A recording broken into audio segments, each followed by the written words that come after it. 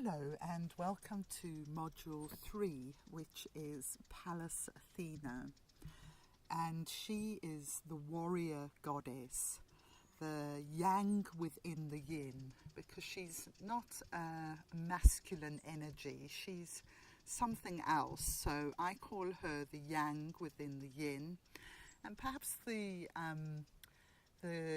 closest kind of equivalent is women we see in positions of power in the world, or women who have more androgynous qualities, such as butch woman, for example. So there's many ways that this warrior goddess energy can appear within women and within men as well. Even more interesting area about how that will emerge. So if you listen to the Keres module, you'll know that Keres was discovered by Piazza, who was a monk astronomer from Sicily. Pallas Athena was discovered by the celestial police, and she was the second goddess asteroid to be discovered. And I think the fact that they discovered her also tells you something about this archetype, that she is quite entrenched and entangled in the patriarchal world. So you may say part of her healing is to value the feminine within herself. So in the mythology, Pallas is born from Zeus's head, her father. And so there's this immediate thing, and at one point she actually says, I don't need a mother. You know, I didn't have to come from that energy. And especially girls born with Pallas Athena accentuated in their chart will often prefer the father. You know, they'll look at the male world of work and the things that are traditionally associated with men, and they'll think, yeah, that's what I want. You know, I want that life of adventure. I want the power that men have. Whereas they'll look at the life of the mother, which, you know, traditionally involves looking after children, looking after the home, and be even quite scathing about that. You know, there's no way I'm going to do that. I know that's very much how I was as a child. And, you know, a lot of girls who were tomboys when they were girls have Pallas Athena strong in them. So you can see with a tomboy, I don't even really like the name tomboy, but it's not like being a boy. It's a girl who is maybe very adventurous, maybe physically strong, maybe has leadership qualities. So these are different things that, you know, a tomboy isn't something you choose. It's something that you are from a young age. And then maybe even if you were a tomboy when you were young, you've lost some of those qualities because you felt they were not what men wanted, or they weren't socially acceptable in the culture you grew up in. So sometimes we have to reclaim the Pallas Athena parts of ourselves. I know when I was a child, I ran around in the veldt in South Africa, and I had a whole gang of boys who followed me everywhere, and I gave them very strong instructions, you know, about things. And I know now I definitely, you know, I need to keep working on reclaiming that authority that I had when I was 8 or 9, to tell the boys what to do, and they would happily follow my instructions. Whereas, of course, once we reach adolescence, the whole picture begins to change, and the power relationships in the wider society begin to impinge on our natural way of being. So if we look at other archetypes in relation to Pallas Athena, I think Bridget is a very strong one, actually. Maybe not at first glance, but there's an aspect of Bridget called Brucantia, who is quite warlike and is good at, she's kind of a civic figure, if you like. And Pallas Athena has this element to her as well. So once she had been born from Zeus's head, he gave her a lot of status on Mount Olympus. And so while, for example, Ceres walked away from Mount Olympus, Pallas Athena stayed there, and this is where she was given, if you like, this power by the patriarchy. And the other interesting thing with Bridget and Pallas Athena is that both are goddesses of the crafts, and the sort of traditional crafts like weaving and blacksmiths and creative writing. So I think this gives a kind of insight into the depths of these goddesses as well.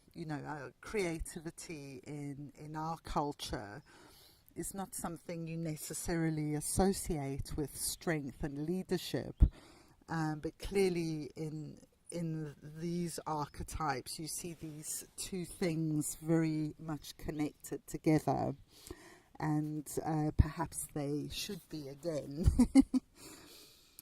Okay, so other things about Pallas Athena in the birth chart is that, in the last module we talked about Juno, and Juno's life is very much about relationships, and, everything that unfolds really is to do with relationships.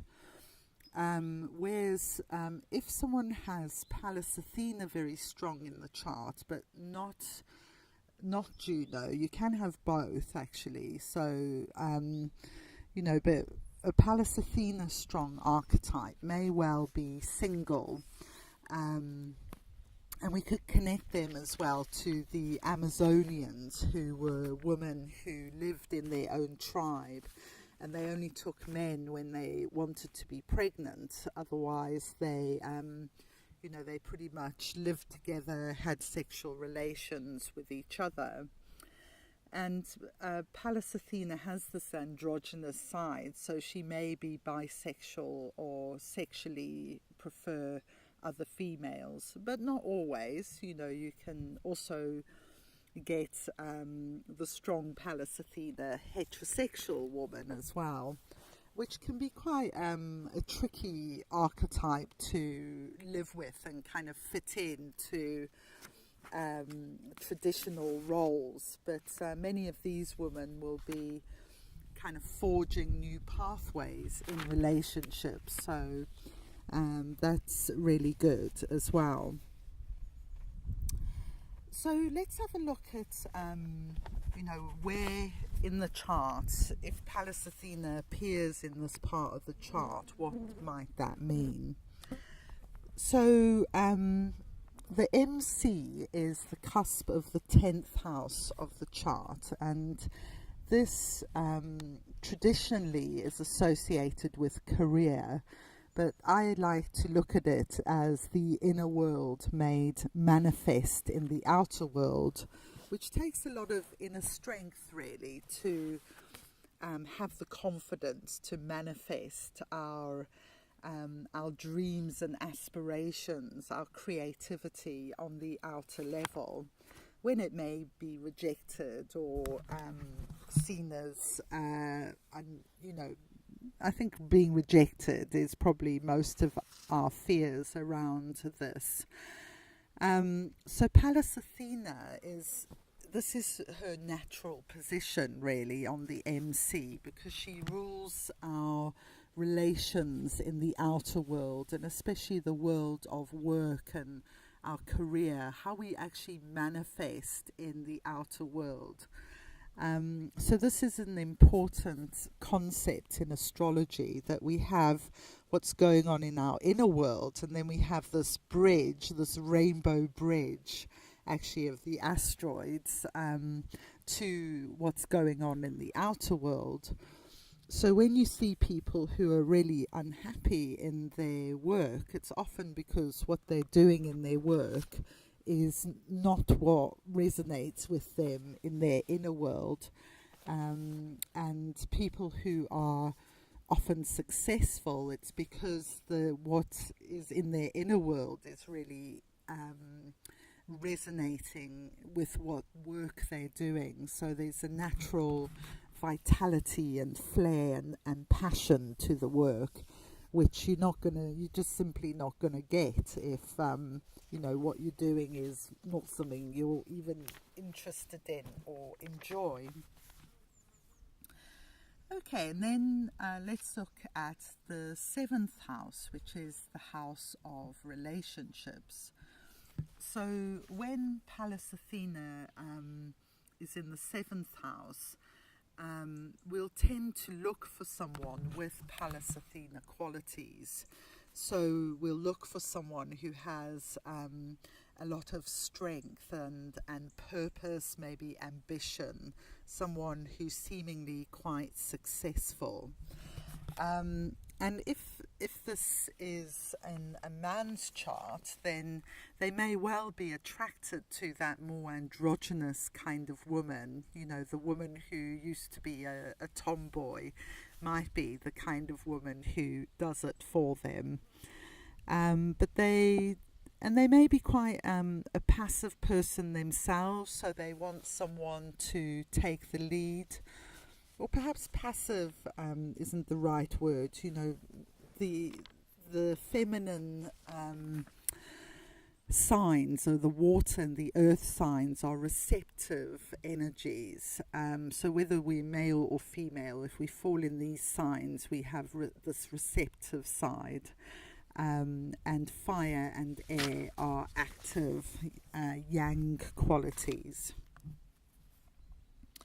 Okay, and then if she falls in the 1st house, which is everything's very magnified in the 1st house, and this is the house of self, then the Pallas Athena archetype is going to be very dominant. So this may be a person with a lot of energy, drive, ambition, and not someone to be trifled with, really.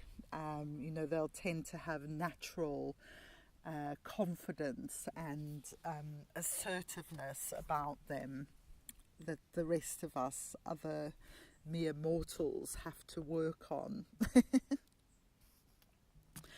Okay, so the wound for Pallas Athena is about not really honouring the feminine within herself. So to some degree or another, she will almost certainly kind of have a foot in the patriarchal camp, the world of men, but more on this isn't on an individual level, this is more on a cultural level, because she wants to be where the power and the action is at. And so the wound is about selling out, really, completely selling out her own femininity for a desire to fit into that patriarchal system. So someone who embodies that archetype, I think, quite well is Margaret Thatcher, who was a Libran, and Pallas Athena is also a new ruler of Libra and has that whole justice element to her. So I feel that Margaret Thatcher, she did have a strong Pallas Athena, and I say she's a Libran, so Pallas Athena is the new ruler of Librans. But how much success she actually had in transcending the wound of that archetype, I think, is debatable, because she very much, if you like, lived out the archetype of Pallas Athena, in that she was this powerful woman within the patriarch and upholding their values and way of looking at the world. But never did she, for example, stand up for women's rights, as far as I know anyway. No doubt someone will tell me that she did now. But it never felt like she was really on the side of women in powerful places, or their ability to rise to powerful places. And she, she kind of knew which side her bread was buttered, really, because if she had said any of those things, the Tories wouldn't have been too keen on her, and she would have lost her position with them. So it feels that she didn't really honour herself as a woman. She didn't honour the feminine within her. And when she became ill later in life, and her sort of fall from power, I feel she was treated really badly by these people who said they were her friends and her allies when she was at the peak of her power, then suddenly deserted her and stabbed her in the back, which is what will happen if you devote yourself to the patriarchy, because they only care really about perpetuating their own system and wealth. They're not huggy feely, let's care about people kind of folk. So it feels like she didn't, to me, transcend the wound very much, although we don't know what was going on inside her. What we see publicly may not have been her private thoughts on things. So what are the gifts of the Pallas Athena archetype? Well, to me, the gift comes from learning to honour the mother and the divine feminine within. And when you do that, you kind of activate very powerful neural pathways in your brain. And to me, what I found through the years with Pallas Athena is this strong connection with the frontal cortex of the brain.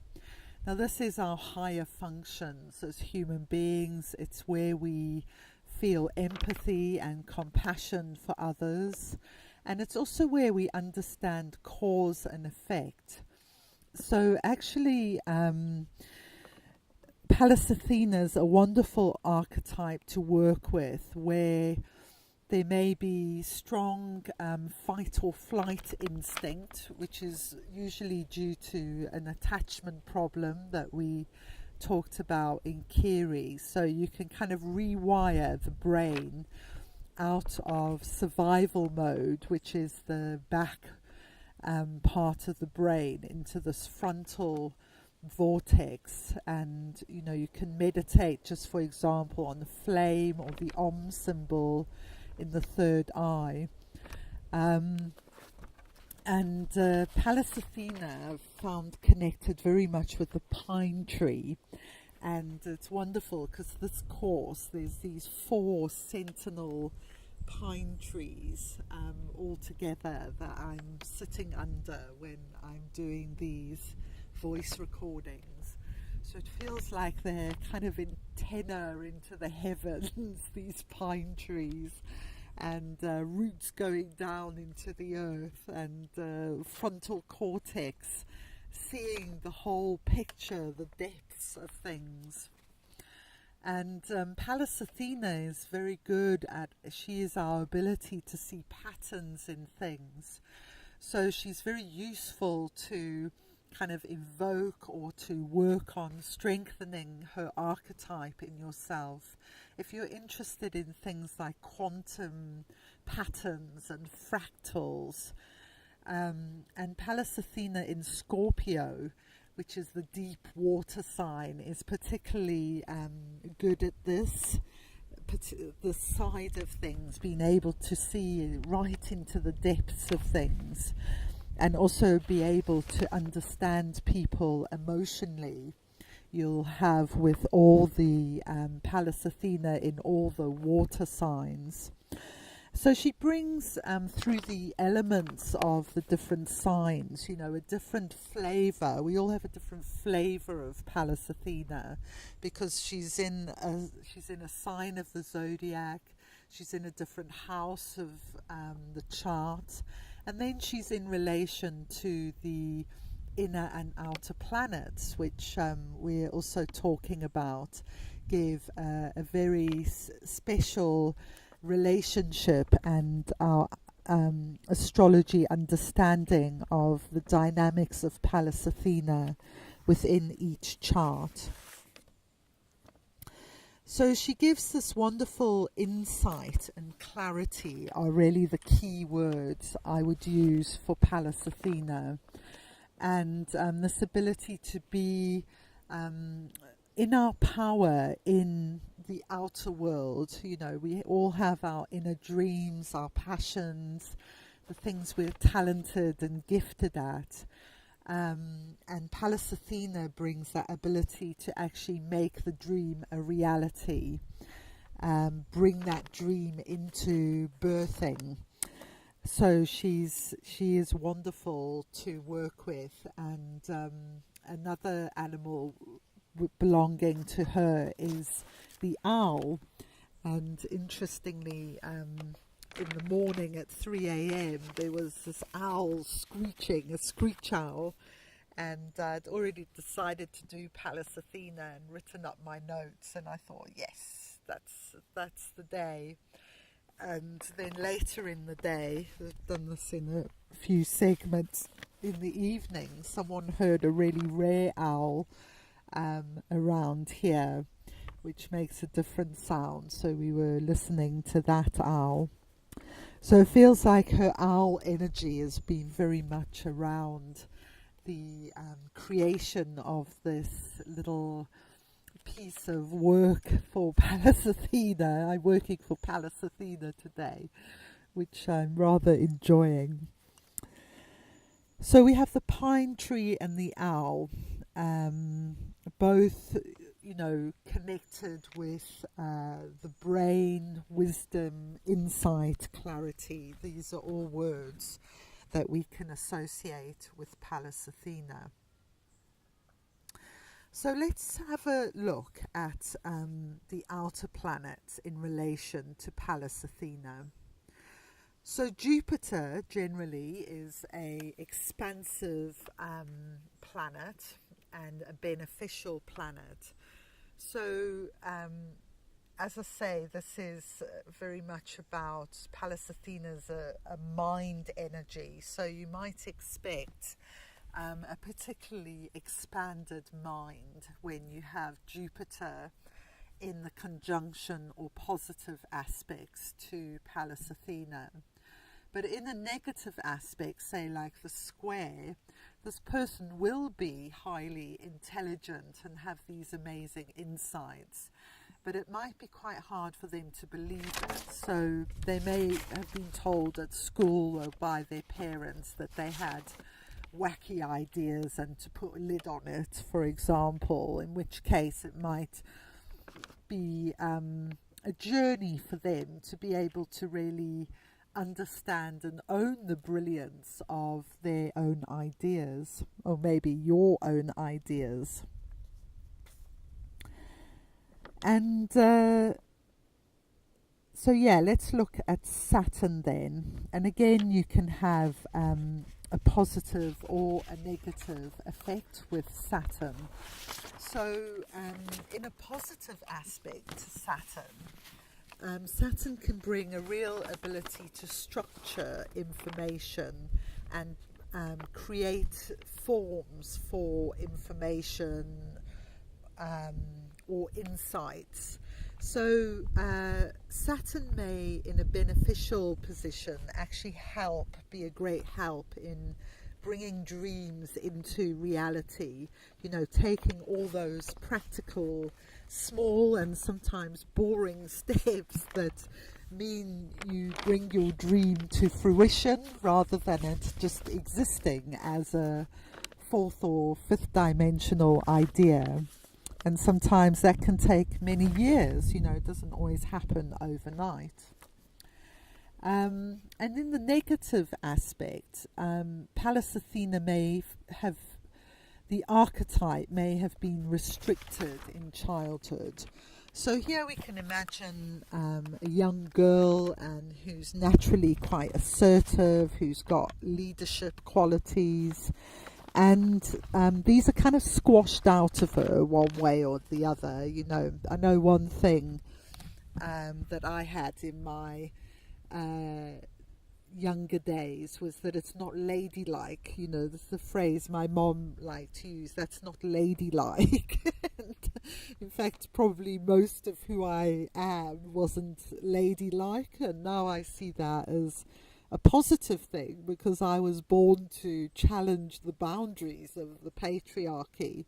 That's what I'm here for, that's my job. I'm in many ways I'm a spectral tone in the Mayan, so I'm a destroyer of the old system.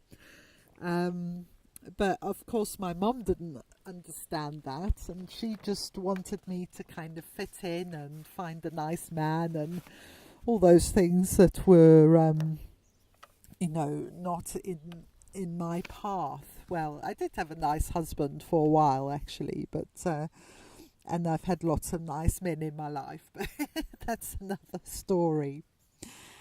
Okay, so let's look at Uranus in relation to Pallas Athena. So this Pallas Athena is really going to be a boundary breaker. And, she's going to really test the boundaries of the patriarchy. She might be a freedom fighter, a revolutionary. She may be engaged in freedom politics in some way. And certainly from a young age, the urge to break free from old systems will be immensely strong in her. But she may also, as I've just explained with Saturn, feel like she's been kind of crushed in her wanting to do that. And then Neptune and Pallas Athena. This is an interesting one because Pallas Athena takes on a very spiritual energy here. She's the Bodhisattva warrior. And so you'd have a similarity with Pallas Athena in Pisces. Is the path of the Bodhisattva, the teachings of not of fighting, but of having compassion, developing compassion and open-heartedness as a way of changing the world.